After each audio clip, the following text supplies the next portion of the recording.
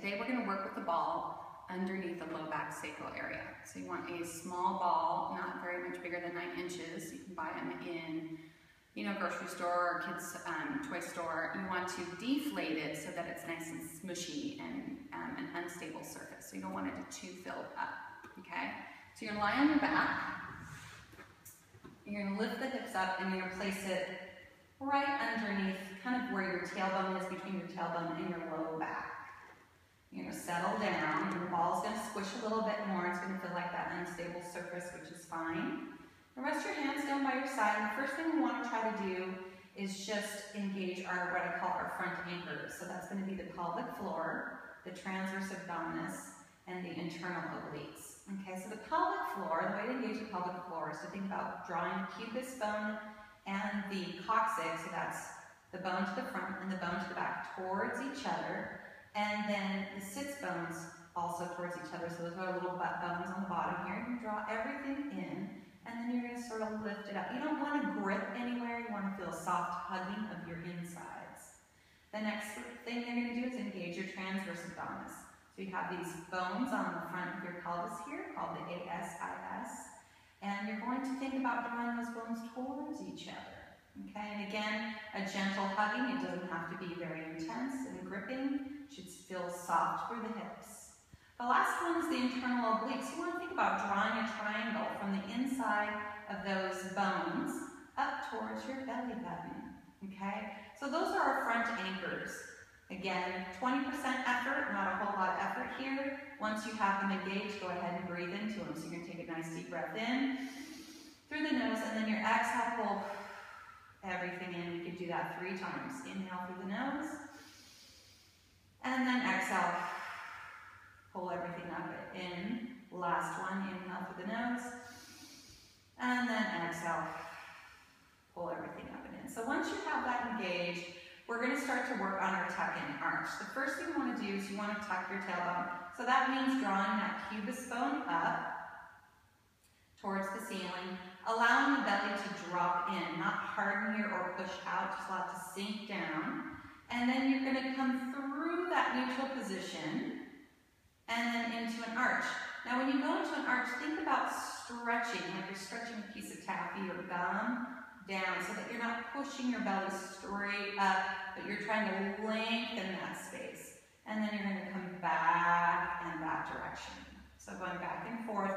Everybody's mobility looks different. So just because I'm going to these edges doesn't mean that you're going to look the same. So whatever you can do without feeling any pain or stiffness is great. And just try to make sure that you're rocking almost like a boat on an ocean on that ball.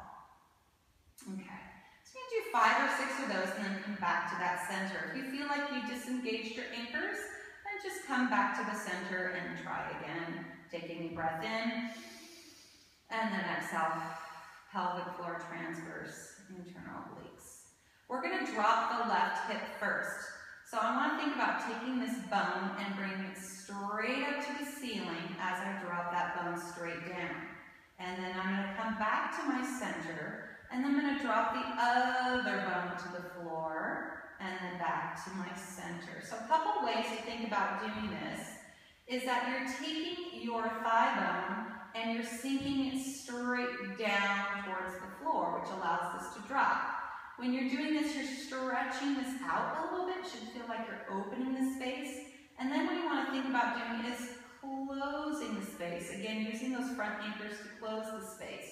Then you're going to drop that other side, opening that space, and then you're going to close that space. It's very subtle, and again, the movement is individualized per person, so don't feel like you have to go that far.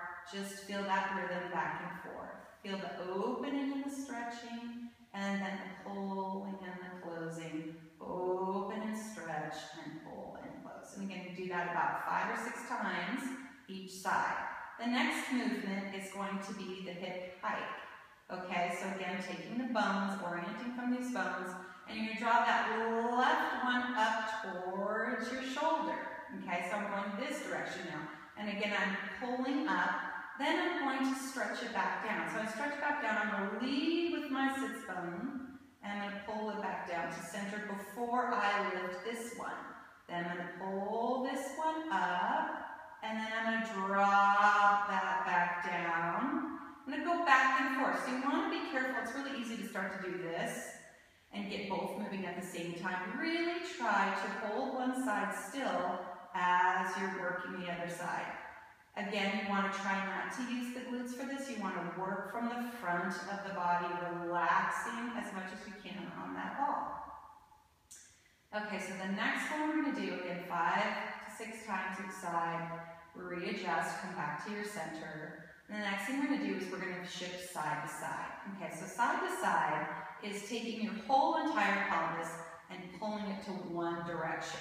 Okay, and then coming back to that center again and pushing it to the opposite direction, and then coming back to center. You can see I have my hands on my hips because sometimes funny things happen. We're really trying to work in these planes individually. So you want to sort of, if you need to, just kind of take your hands to your hips or the top of your pelvis so you kind of feel what's happening there. I mean, it would help if I had like a mirror on the ceiling, but that's not the case here. So I'm just trying to feel my body through it. And I can see this side's really stiff. It's hard for me to push out.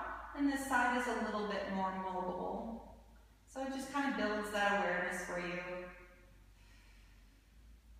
And then after you're done with 5 or 6 each side, come back to the center. Anytime you feel like you're starting to tense up, come back to that center, relax on that ball. Take that breath in, exhale, re-engage those front anchors, okay? So the last thing we're gonna do is the circle. So this is our pelvic circle. We can tuck our tailbone. We're going to work around the ball. So I'm going to drop that left side, and I'm going to drop my tailbone. I'm going to drop my right side, and I'm going to come back to my tuck. So I'm going to go around the ball, just like this, in a circle. And you notice, hopefully my knees aren't shifting out too much. I'm trying to keep my legs fairly still through all of these exercises, so that I'm not using my thighs to move my pelvis. I'm going to go the opposite direction. And just trying to move my pelvis on top of my thighs. Okay? So then we'll do one more this direction. So I did about 3 one direction and 3 the opposite direction. So that's a total of 6.